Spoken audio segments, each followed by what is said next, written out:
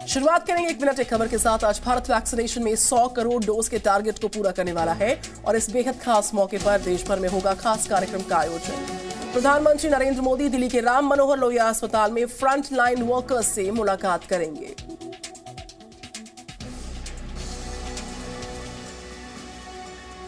देश में वैक्सीनेशन का आंकड़ा 99 करोड़ के पार पहुंच गया है और उम्मीद जताई जा रही है कि आज ये आंकड़ा 100 करोड़ के पार कर जाएगा, जो वैक्सीनेशन के लिहाज से बड़ा कीर्तिमान होगा।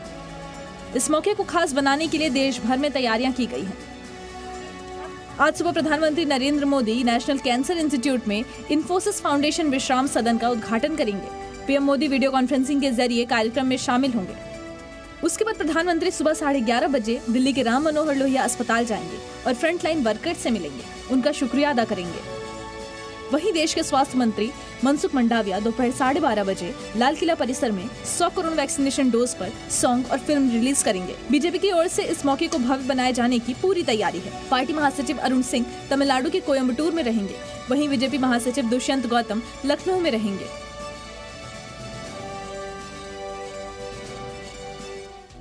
T20 वर्ल्ड कप में ऑस्ट्रेलिया के साथ खेले गए वार्म अप मुकाबले में इंडिया ने ऑस्ट्रेलिया को 9 विकेट से हरा दिया। कैप्टन रोहित शर्मा ने शानदार बल्लेबाजी की और 60 रनों की विनिंग पारी खेली।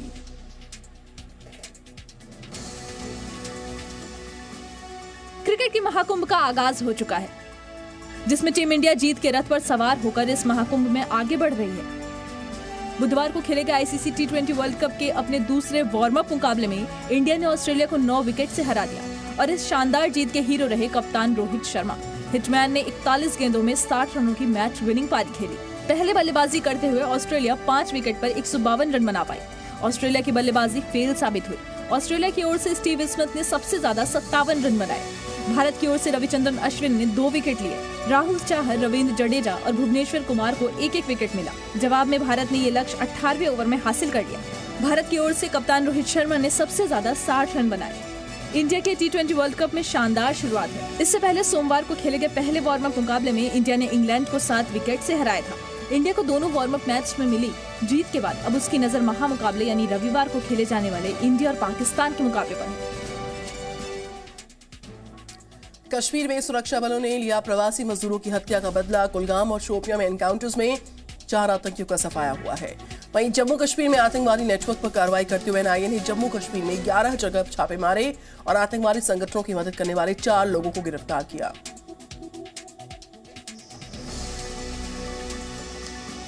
जम्मू कश्मीर में आम नागरिकों की हत्या के बाद सुरक्षा बलों ने ऑपरेशन क्लीन तेज कर दिया है।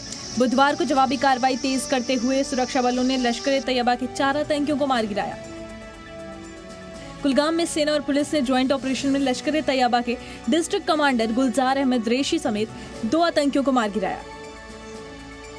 इससे पहले भी शोपियां में 2 आतंकी मारे गए थे। पुलिस के मुताबिक दोनों आतंकी बिहार के 2 गरीब मजदूरों की हत्या में शामिल थे। दोनों मजदूरों की 17 अक्टूबर को वानपोह में आतंकियों ने हत्या कर दी थी। हालांकि शोपियां में हुई मुठभेड़ में सेना का 1 जवान भी शहीद हुआ और 2 जवान घायल हुए।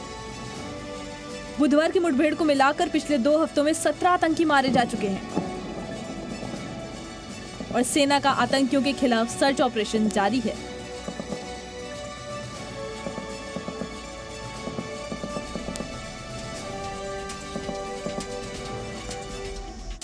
मुंबई रेप पार्टी केस पे आर्यन खान ने बॉम्बे हाई कोर्ट में दाखिल की है जमानत याचिका। आज हो सकती है। इस पर सुनवाई आज ही खत्म हो रही है। आर्यन खान की न्यायिक हिरासत भी जिला कोर्ट में पेशी होगी।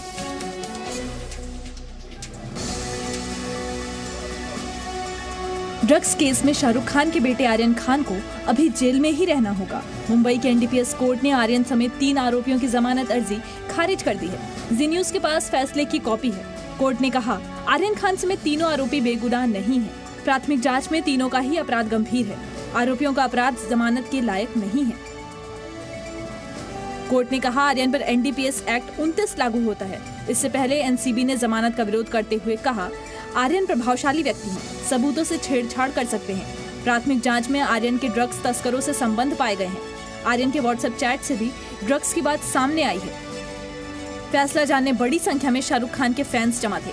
आर्यन को आज जिला कोर्ट में पेश किया जाएगा, जहां एनसीबी 14 दिन की और हिरासत मांग सकती है। तो वहीं बचाव पक्ष को बॉम्बे हाईकोर्ट से उम्मीद है।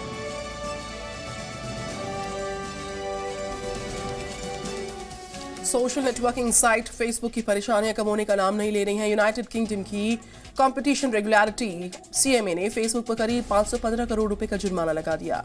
एक मिनट में पूरी खबर पर नजर।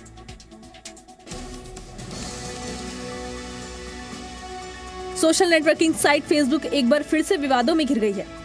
यूनाइटेड किंगडम की कंपटीशन एंड मार्केट्स अथॉरिटी ने फेसबुक पर करीब 50.5 मिलियन यूरो यानी 515 करोड़ रुपए का जुर्माना लगाया है। अथॉरिटी ने अपनी जांच में पाया कि फेसबुक ने जानबूझकर पिछले साल की खरीद से जुड़ी जरूरी जानकारी देने से इनकार किया था। सीएमए में मर्जर्स के वरिष्ठ निदेशक जोएल बमफोर्ड ने अपने बयान में कहा कि उन्होंने फेसबुक को पहले चेताया था कि उनका जरूरी जानकारी देने से इनकार करना आदेश का उल्लंघन है। उन्होंने कहा कि इससे उन कंपनियों को चेतावनी लेनी चाहिए जो खुद को कानून से ऊपर समझती हैं। इसके अलावा सीएमए ने अलग से फेसबुक पर 5 लाख यूरो का जुर्माना लगाया। ये जुर्माना चीफ कंप्लायंस ऑफिसर को 2 बार बिना मंजूरी के बदलने पर लगाया गया है।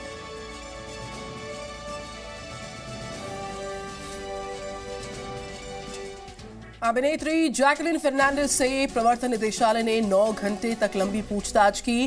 तिहाड़ जेल में बंद एक्सटॉर्शन के आरोपी सुकेश चंद्रशेखर से लग्जरी कार गिफ्ट लेने का आरोप है। 200 करोड़ के अवैध वसूली के मामले में आरोपी सुकेश चंद्रशेखर फिल्म एक्ट्रेस जैकलिन फर्नांडिस और नोरा फतेही का एक बड़ा कनेक्शन सामने आया है। बताया जा रहा है कि सुकेश चंद्रशेखर ने फिल्म एक्ट्रेस जैकलिन फर्नांडिस को एक बड़ी लग्जरी कार गिफ्ट की थी। इतना ही नहीं, सुकेश ने नोरा फतेही को भी एक लग्जरी कार गिफ्ट की थी। ईडी के सूत्रों के मुताबिक ये गाड़ियां एक्सटॉर्शन के पैसे से गिफ्ट की गई। सुकेश अब दोनों अभिनेत्रियों को बड़े बंगले गिफ्ट करने वाला था। इसी के चलते ईडी दोनों से पूछताछ कर रही है। ईडी के सूत्रों के मुताबिक एक्सटॉर्शन के पैसे से गाड़ियां गिफ्ट की गई। सुकेश चंद्रशेखर अपनी पत्नी मलयालम अभिनेत्री लीना पॉल को बॉलीवुड मूवी में लॉन्च करना चाहता था। मद्रास कैफे मूवी में लीना को सुकेश ने मोटी रकम देकर रोल दिलवाया था। अपनी पत्नी को बॉलीवुड में लाने के लिए सुकेश ने कई प्रोड्यूसर्स और डायरेक्टर्स से भी बात की थी और पैसों की कोई टेंशन नहीं लेने के लिए कहा था। सुकेश ने तिहाड़ जेल में आरामदेह तरीके से रहने के लिए करोड़ों रुपए खर्च किए।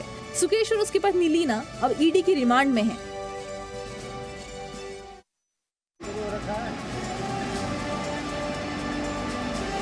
अक्टूबर के महीने में बाढ़ की ऐसी तस्वीर वाकई डराने वाली है।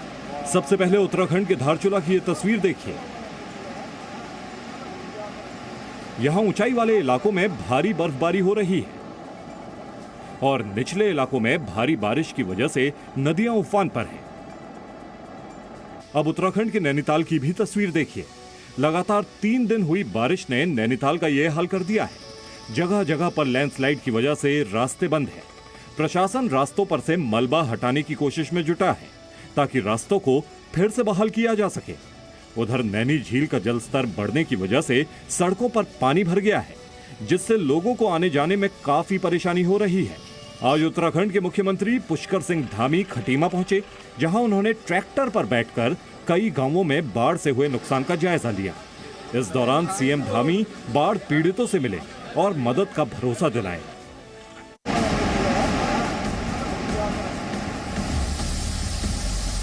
पहाड़ों पर लगातार हो रही बारिश से मैदान में कई जगहों पर बाढ़ जैसे हालात बन गए हैं।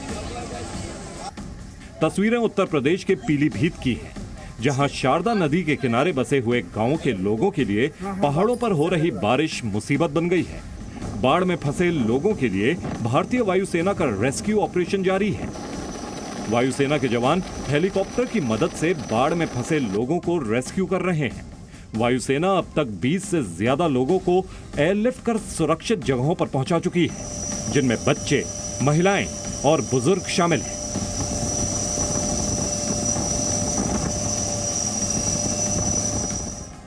उत्तर प्रदेश के मुरादाबाद में जल भराव की वजह से दिल्ली लखनऊ नेशनल हाईवे की रफ्तार थम गई है।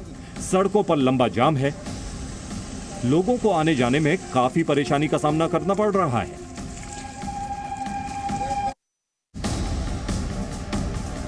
पश्चिम बंगाल में भी बारिश कहर बनकर बरसी है।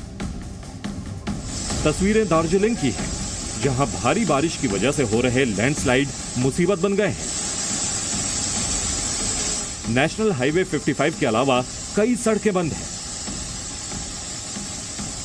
कोलिम्पोंग में भी लैंडस्लाइड की वजह से काफी नुकसान हुआ है। तस्वीरों में आप देख सकते हैं कि कैसे सड़क का एक पूरा हिस्सा टूटकर अलग हो गया। लैंडस्लाइड की वजह से NH10 समेत कई रास्ते बंद हैं। तो वहीं कोलिम्पोंग की एक तस्वीर यह भी है जिसमें आप बादल को फटते हुए साफ देख सकते हैं।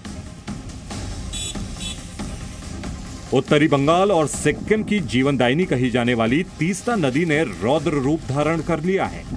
तीस्ता नदी खतरे के निशान से ऊपर बह रही है। ये नदी पश्चिम बंगाल और सिक्किम से बहती हुई बांग्लादेश में ब्रह्मपुत्र से मिल जाती है। Presenting B News app, available on Google Play and App Store. Download it now.